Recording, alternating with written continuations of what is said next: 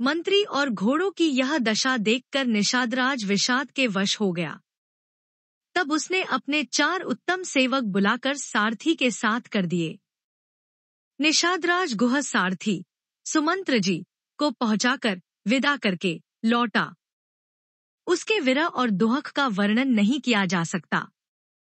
वे चारों निषाद रथ लेकर अवध को चले। सुमंत्र और घोड़ों को देख देख कर वे भी क्षण क्षण भर विषाद में डूबे जाते थे। व्याकुल और दुख से दीन हुए सुमंत्र जी सोचते हैं कि श्री रघुवीर के बिना जीना धिक्कार है। आखिर यह अधम शरीर रहेगा तो है ही नहीं। अभी श्री रामचंद्र जी के बिछुड़ते ही छूटकर इसने यश क्यों नहीं ले लिया। ये प्राण अपयश और पाप के भांडे हो गए। अब ये किस कारण कूच नहीं करते, निकलते नहीं। हाय नीच मन, बड़ा अच्छा मौका चूक गया। अब भी तो हृदय के 2 टुकड़े नहीं हो जाते। सुमंत्र हाथ मलमल कर और सिर पीट पीट कर पछताते हैं, मानो कोई कंजूस धन का खजाना खो बैठा हो। वे इस प्रकार चले मानो कोई बड़ा योद्धा वीर का बाना पहनकर और उत्तम शूरवीर कहलाकर युद्ध से भाग चला हो।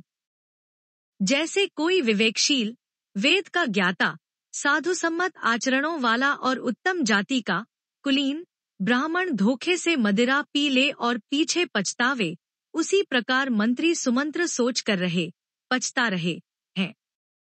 जैसे किसी उत्तम कुलवाली, साधु स्वभाव की, समझदार और मन, वचन, कर्म से पति को ही देवता मानने वाली पतिव्रता स्त्री को भाग्यवश पति को छोड़कर पति से अलग रहना पड़े, उस समय उसके हृदय में जैसे भयानक संताप होता है, वैसे ही मंत्री के हृदय में हो रहा है।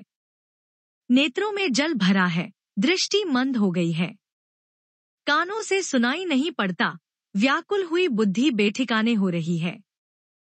होठ सूख रहे हैं, मुंह में लाटी लग गई है, किंतु ये सब मृत्यु के लक्षण हो जाने पर भी प्राण नहीं निकलते, क्योंकि हृदय में अवधि रूपी किवाड़ लगे हैं, अर्थात 14 वर्ष बीत जाने पर भगवान फिर मिलेंगे, यही आशा रुकावट डाल रही है।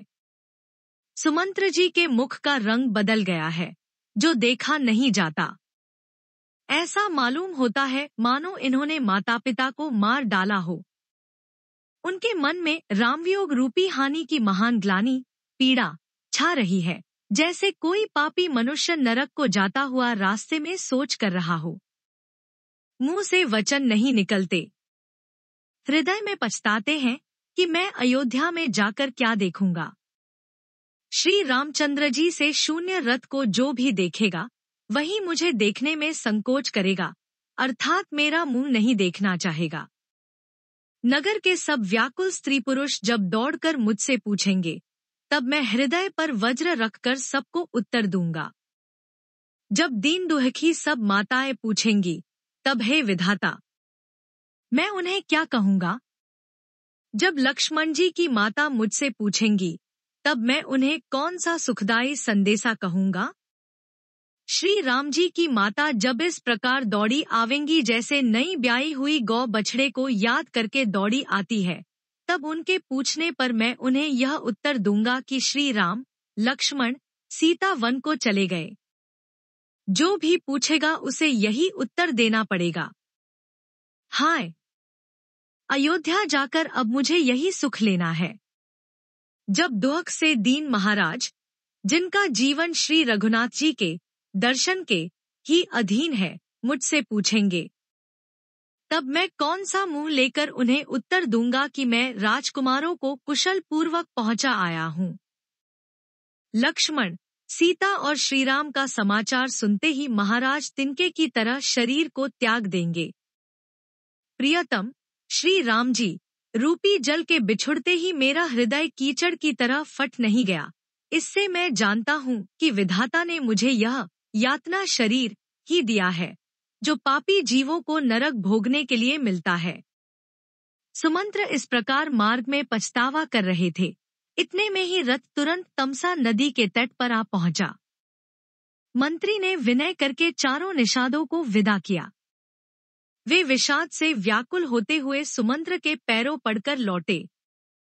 नगर में प्रवेश करते मंत्री ग्लानि के कारण ऐसे सकुचाते हैं मानो गुरु ब्राह्मण या गौ को मारकर आए हों। सारा दिन एक पेड़ के नीचे बैठकर बिताया।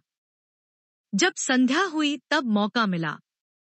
अंधेरा होने पर उन्होंने अयोध्या में प्रवेश किया और रथ को दरवाजे पर खड़ा करके वे चुपके से महल में घुसे।